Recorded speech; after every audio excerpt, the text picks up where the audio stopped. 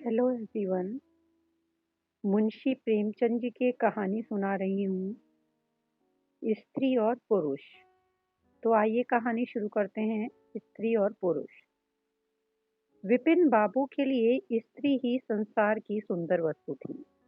वह कवि थे और उनकी कविता के लिए स्त्रियों के रूप और यौवन की प्रशंसा ही सबसे चित्ताकर्षक विषय था। उनकी दृष्टि में स्त्री जगत में व्याप्त कोमलता, माधुर्य और अलंकारों की सजीव प्रतिमा थी। जबान पर स्त्री का नाम आते ही उनकी आंखें जगमगा उठती थीं, कान खड़े हो जाते थे, मानो किसी रसिक ने गान की आवाज सुन ली हो। जब से होश संभाला तभी से उन्होंने उस सुंदर कल्पना शुरू कर दी थी जो उनके हृदय की रानी होगी। उसमें उषा की प्रफुल्लता होगी, पुष्प की कोमलता, कुंदन की चमक, बसंत की छवि, कोयल की ध्वनि। वह कवि वर्णित सभी उपमाओं से विभूषित होगी। वह उस कल्पित मूर्ति के उपासक थे। कविताओं में उसका गुण गाते, मित्रों में उसकी चर्चा करते, नित्य उसी के ख्याल में मस्त रहते थे। वह दिन भी समीप आ गया था जब उनकी आशाएं हरे हरे पत्तों में से लहराएंगी, उनकी मुरादें पूरी होंगी। कॉलेज की अंतिम परीक्षा समाप्त हो गई थी और विवाह के संदेशे आने लगे थे। विवाह तय हो गया। विपिन बाबू ने कन्या को देखने का बहुत बार आग्रह किया, लेकिन जब उनके मामू ने विश्वास दिलाया कि लड़की बहुत ही रूपवती है, मैंने उसे अपनी आंखों से देखा है, तब वह राजी हो गए। धूमधाम से बारात निकली और विवाह का मुहूर्त आया। वधू आभूषणों से सजी हुई मंडप में आई तो विपिन को उसके हाथ पांव नजर आए। कितनी सुंदर उंगलियां थी, मानो दीप शिखाएं हों। अंगों की शोभा कितनी मनोहारिणी थी। विपिन फूले न समाये। दूसरे दिन वधू विदा हुई तो वह उसके दर्शनों के लिए इतने अधीर हुए कि ज्यों ही रास्ते में कहारों ने पालकी रखकर मुंह हाथ धोना शुरू किया, आप चुपके से वधू के पास जा पहुंचे।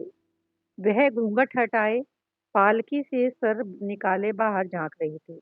विपिन की निगाह उस पर पड़ गई। घृणा, क्रोध और निराशा की एक लहर सी उन पर दौड़ गई। यह वह परम सुंदरी रमणी न थी जिसकी उन्होंने कल्पना की थी, जिसकी वह बरसों से कल्पना कर रहे थे। यह एक चौड़े मुंह, चपटी नाक और फूले हुए गालों वाली कुरूपा स्त्री थी। रंग गोरा था, पर उसमें लाली के बदले सफेदी थी।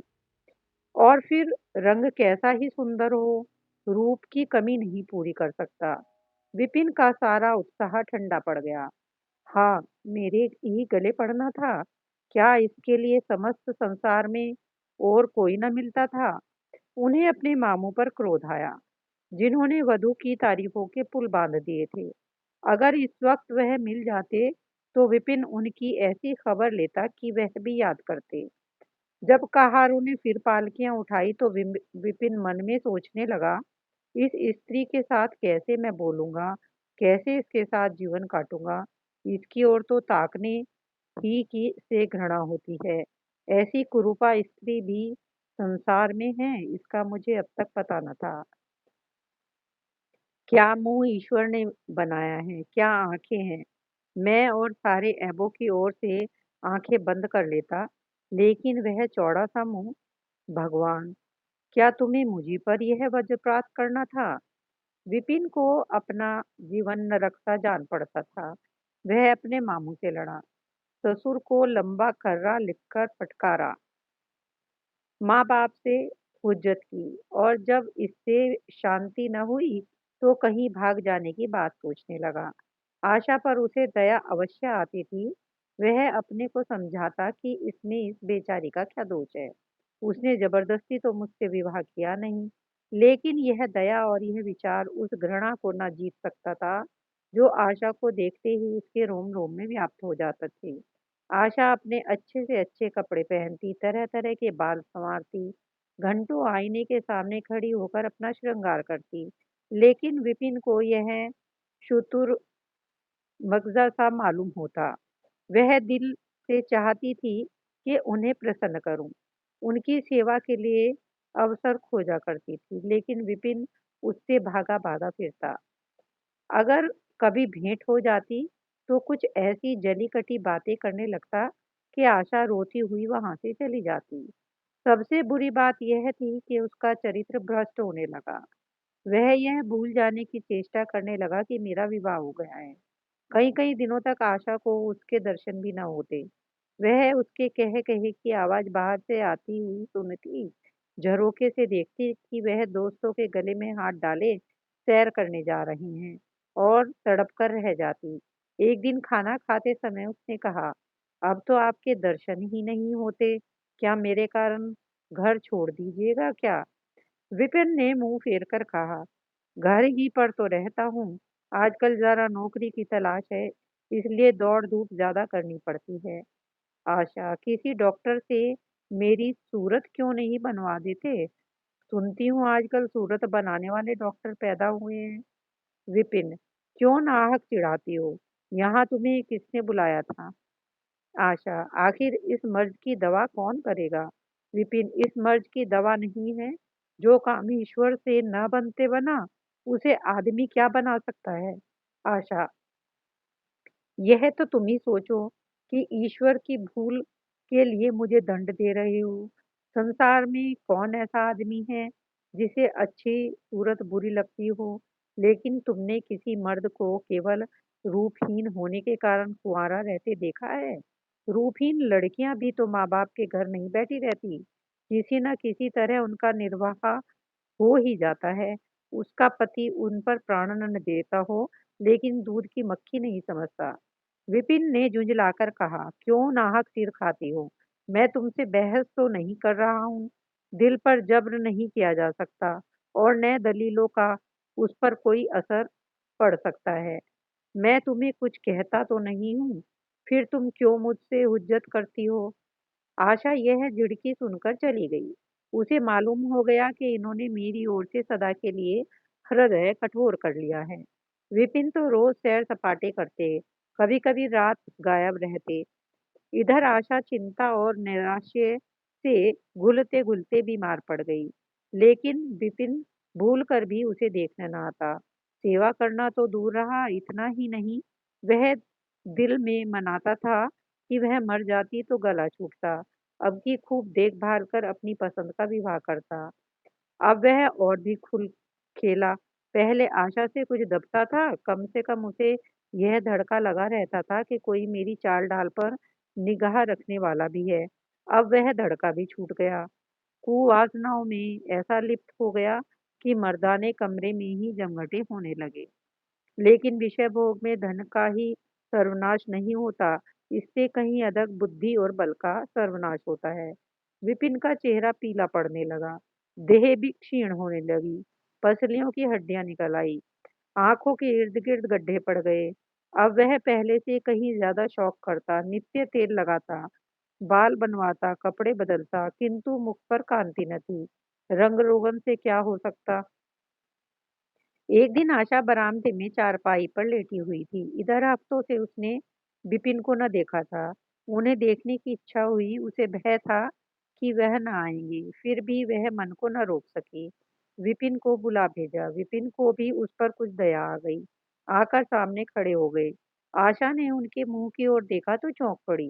वह इतने दुर्बल हो गए थे कि पहचानना मुश्किल था। बोली, क्या तुम भी बीमार हो क्या? तुम तो मुझसे भी ज्यादा घुल गए हो। विपिन, हूँ, जिंदगी में रखा ही क्या है जिसके लिए जीने की फिक्र करूं? आशा, जीने की फिक्र न करने के से कोई इतना दुबला नहीं हो जाता। तुम अपनी कोई दवा क्यों नहीं करते? यह कहकर उसने विपिन का दाहिना हाथ पकड़कर अपनी चारपाई पर बैठा लिया। विपिन ने भी हाथ छुड़ाने की चेष्टा नहीं की। उसके स्वभाव में इस समय एक विचित्र नम्रता थी, जो आशा ने कभी न देखी थी। बातों से भी निराशा टपकती थी, अक्खड़पन था, क्रोध की गंध भी न थी। आशा को ऐसा मालूम हुआ कि उनकी आंखों में आंसू भरे हुए हैं। विपिन चारपाई पर बैठते हुए बोले, मेरी दवा अब मौत करेगी। मैं तुम्हें जलाने के लिए नहीं कहता, ईश्वर जानता है, मैं तुम्हें चोट नहीं पहुँचाना चाहता। मैं अब ज़्यादा दिनों तक ना जीऊँगा। मुझे किसी भयंकर रोग के लक्षण दिखाई दे रहे हैं।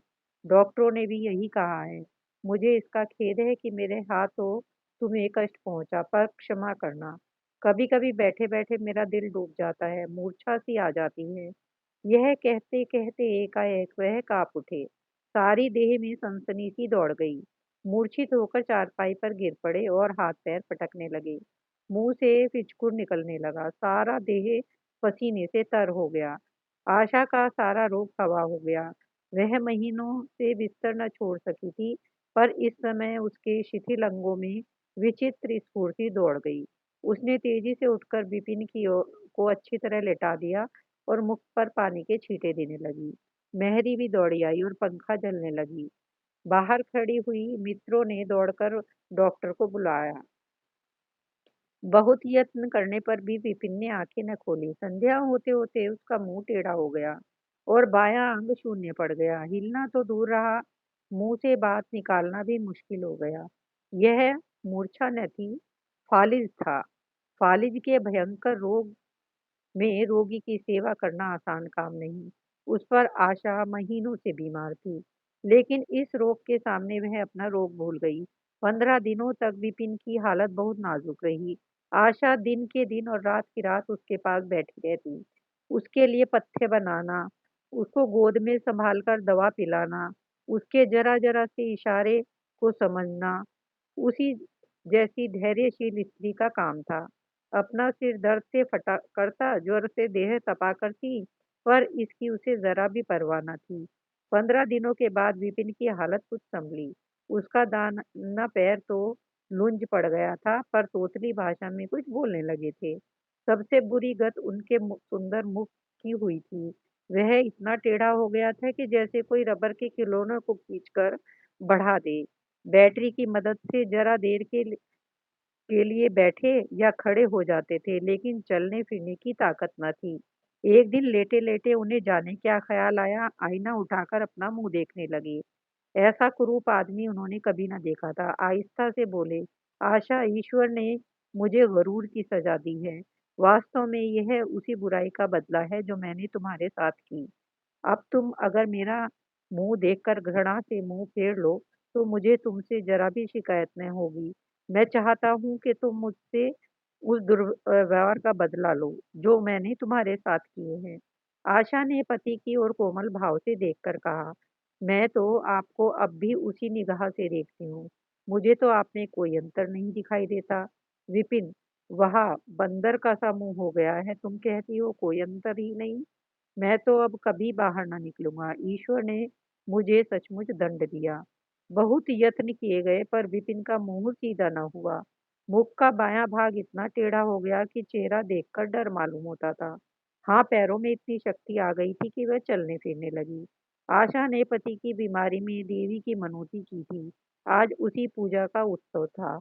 मोहल्ले की स्त्रियां बनाव श्रृंगार किए जमा थी।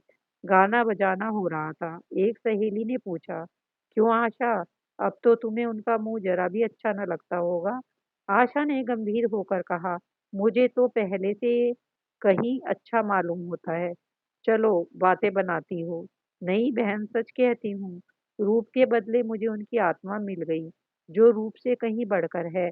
विपिन कमरे में बैठे हुए थे। कई मित्र जमा थे। ताश हो रहा था। कमरे में एक खिड़की थी जो आंगन में खुलती थी। इस वक्त वह बंद थी। एक मित्र ने चुपके से उसे खोल दिया और शीशे से झांककर विपिन से कहा, "आज तो तुम्हारे यहाँ परियों का अच्छा जमघट है। विपिन, बंद कर दो। अजी जरा देखो तो कैसी कैसी सूरतें हैं। तुम्हें इन सबों में कौन सबसे अच्छी मालूम होती है?"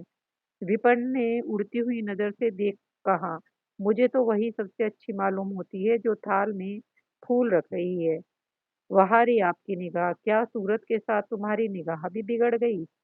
मुझे तो वह सबसे बदसूरत मालूम होती है, इसीलिए कि तुम उसकी सूरत देखते हो और मैं उसकी आत्मा देखता हूँ।"